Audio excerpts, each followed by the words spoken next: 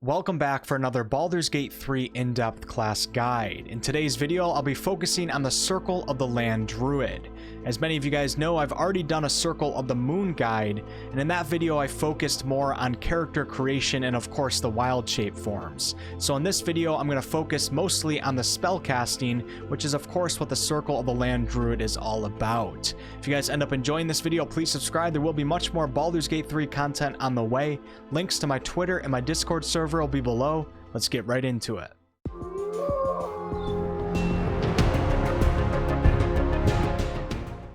As a Circle of the Land Druid, you're going to want to get your Wisdom ability score to 16 in character creation, with the +3 modifier.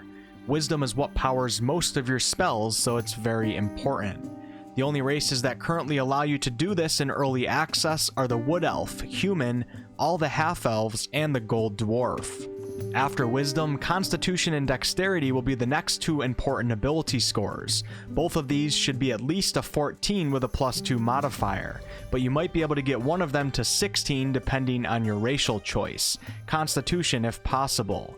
Dexterity helps with initiative and armor class, while Constitution helps with HP, but even more importantly, it helps your Druid hold concentration on spells that require concentration. And that's a major part of this class. The rest of your ability scores are up to you. The great thing about the Druid is that they use prepared spells, which means you don't have to stress out over choosing spells. Your choices are not permanent. You get access to all of the Druid's level 1 spells right away at level 1. And if you have a 16 in Wisdom, you can have 4 of these spells at your disposal during a combat encounter. If you find that you don't like the spells that you have active, simply swap them out when not in combat by going to your spell list interface. The Druid's level 1 spells are not nearly as cool as the level 2 spells that you get access to at level 3, but I'll quickly go over a few of the combat-oriented ones that stand out, starting with the spells that require concentration. Fairy Fire is an evocation spell that forces all enemies within its radius to do a dexterity saving throw. Any enemies who fail will now be prime targets for you and your party, because you'll now get advantage on your attack rolls against those specific opponents. For those of you who are unfamiliar with the basics, that basically means that your percentage chance of landing your strikes will greatly increase. Like I said, the spell requires concentration, which means that anytime you take damage, your Druid will be forced to do a Constitution saving throw, and if you fail, the spell will come to an end, but if you succeed, it stays active. So many times you'll want to keep your Druid out of harm's way when using certain concentration spells to make the most out of them. Fairy Fire also makes invisible enemies visible, giving it some situational use, such as when dealing with the Dwergar. Entangle is a conjuration concentration spell that does what you think it does. It sprouts vines on the ground, creating difficult terrain, meaning that it slows down movement. Also, enemies within its area will be required to do a strength saving throw, and if they fail, they will become entangled, meaning they're unable to move until they pass a strength saving throw. It's not a bad spell if there are multiple melee-based enemies in an area and you need some battlefield control. In the last combat-oriented concentration spell here is Fog Cloud. This spell creates a cloud of dense fog, creating a heavily obscured area and blinding creatures within. I typically will use this spell in a defensive matter to protect a teammate who is down or about to go down, but you can also use this more offensively as it will prevent an enemy within the fog from being able to make a ranged attack. Just keep in mind that the enemy can move out of the fog on their turn, so using it effectively this way will depend on the environment that you're in. So those 3 spells all require concentration, which means you can only have one of them active at a time. Other spells that I'd recommend that do not require concentration that you can use while a concentration spell is active include Healing Word and Thunderwave.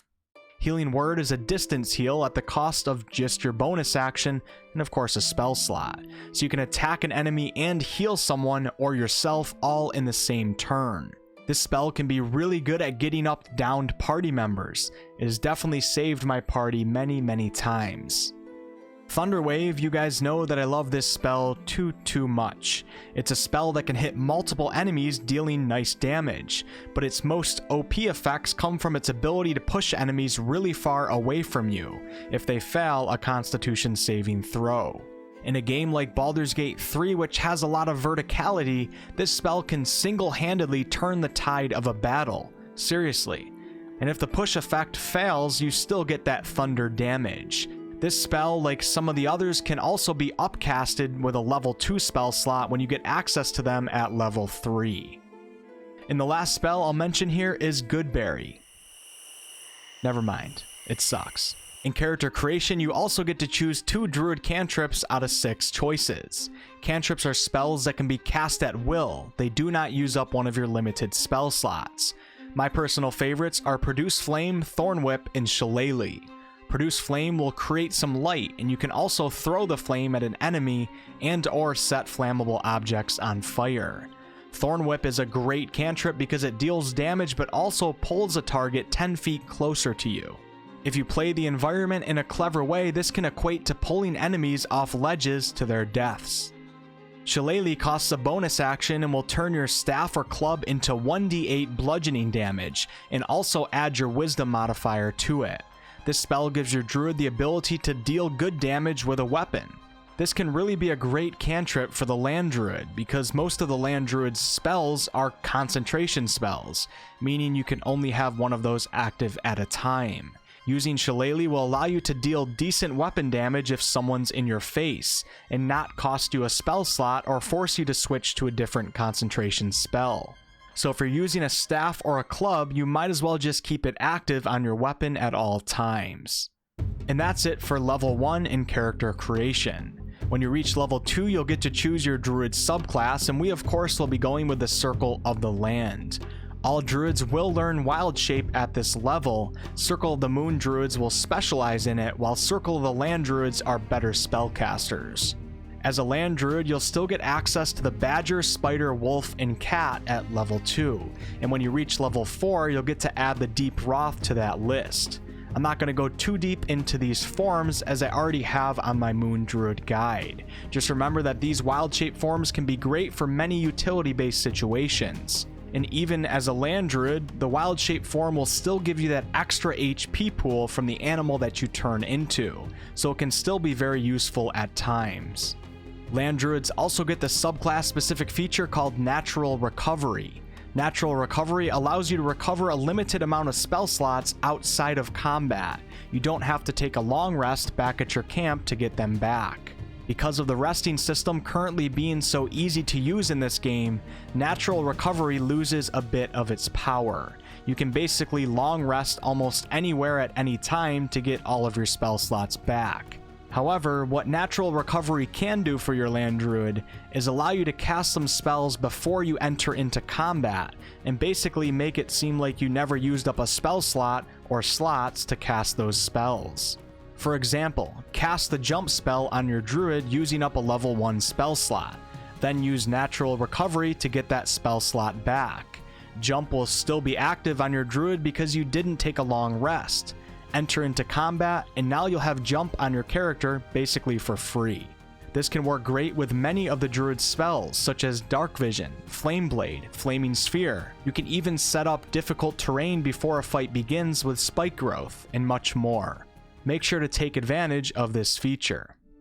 At Druid level 3, you'll get to choose what type of Circle of the Land Druid you want to be. Your choice here will give you 2 spell slots that will be prepared at all times, meaning that you'll never have to swap them in and out. They are always available for use if you have the spell slot, of course. Some of these spells are already spells that are on the Druid spell list that you have access to, while others are not. The spells that you get with your choice somewhat correspond to the type of environment that you choose. For example, the Desert Druid gets Blur and Silence, and the Underdark Druid gets Web and Misty Step. Misty Step is a great choice, and the Druid does not get it from their spell list, so I typically choose one of the environments that includes this spell. Misty Step is a level 2 spell that teleports your druid 60 feet away, which can be extremely useful not only for positioning, but also just to get away from enemies. It also costs a bonus action, so you can still attack on the same turn. It's one of the best spells in the game, in my opinion. Level 3 druids also get access to level 2 spells, and this is where the fun really starts. I'll start off with the spells that require concentration. Barkskin increases a creature's armor class to 16. You'll likely already be able to have a 16 armor class with medium armor, so you might not need this spell, but keep in mind that it can also be used on others such as Gale, who can only wear light armor. And Barkskin also stays active when you wild shape into an animal form. Enhance ability gives you the choice of one of 6 different buffs on ability checks to give yourself or a party member. For example, the owl gives advantage on wisdom checks, and the eagle gives advantage on charisma checks. A couple of these enhanced abilities also have some nice extra benefits that can be useful, so read carefully, such as the bear giving an extra 7 temporary HP, the cat giving half fall damage, and the bull increasing carrion capacity. This is a situational spell mostly to be used outside of combat. Flame Blade conjures a flaming scimitar at the cost of a bonus action, and at the cost of an action you can then attack with it, dealing 3d6 fire damage. When you conjure this blade, it also creates light in your immediate area and dim light a little further out. A really cool and powerful spell, especially when fighting in darker areas. Flame Blade can be especially deadly when used against enemies that are vulnerable to fire damage, such as the woodwoads in the swamp. Flaming Sphere is another fire-based concentration spell, but this time you summon a giant flaming ball. This ball of fire is immune to damage, and you can roll it into multiple creatures on one turn. It deals 2d6 fire damage, but if the enemy succeeds in a dexterity saving throw, they'll only take half damage. The best thing about this spell is that it takes its own place in the order of turns, and like I said, you can move it around on its turn. It is of course also capable of setting some things in the environment on fire, such as webs. It's a fun and powerful spell. Heat Metal is a funny spell that makes an enemy's metal armor or metal weapons glow red hot, dealing 2d8 fire damage and also giving them disadvantage on attack rolls and ability checks until the start of your next turn. The cool thing is that on your next turn, at the cost of just a bonus action, you can then deal another 2d8 fire damage and impose disadvantage. This can really hurt an opponent, not only their HP, but also make them really bad at striking you and your party. Your target has to be using something metal. It will not work on leather, cloth, or wood. Moonbeam is another amazing level 2 druid spell that calls down a silvery beam of light, and any creatures in the light will take 2d10 radiant damage. If they succeed on a constitution saving throw, that damage will be halved. You can also move this beam of light around at the cost of your druid's action, which can absolutely be worth it if you can move it into another group of enemies. Call it down on top of a group of 2 or 3, and then on your next turn, after they try to run away, move it back into them. Surprisingly, enemies also just seem to run right into it, doing some of your job for you. Just be careful because you and your party members will also take damage if you get too close. And Spike Growth is the last combat-oriented concentration spell that I'll mention. It not only creates difficult terrain, but it also deals 1d4 piercing damage to targets that move in the spikes. It doesn't sound like a lot of damage, but this spell's radius is huge, and if you can place it on a large group of enemies, it can really make a fight much easier. The damage will add up. Keep in mind that those spells all require concentration, so you can only have one of them active at a time. This will affect which spells you prepare and which ones you leave out of a fight, because you simply cannot use all of the concentration spells in one fight. All of these spells are also level 2 spells, and you'll only have 2 or 3 level 2 spell slots available in early access. So choose a couple of your favorite ones and accompany those concentration spells with spells that don't require concentration, such as Thunderwave. Also at this level, you'll get Lesser Restoration, which removes a disease or condition. You get the Dark Vision spell, allowing you to see in darkness. Pass Without a Trace, which gives your entire party a buff to stealth. protection from poison, which gives resistance against poison, which means half damage, and also gives advantage on saving throws from poison. And hold person, which is another level 2 concentration spell that can paralyze an enemy for multiple turns. When you reach level 4, you'll likely want to bump your wisdom ability score to 18, giving you that sweet +4 modifier. You'll also get the Deep Wrath wildshape form and get to choose another cantrip. At this level, you'll be able to prepare a total of 7 spells at a time.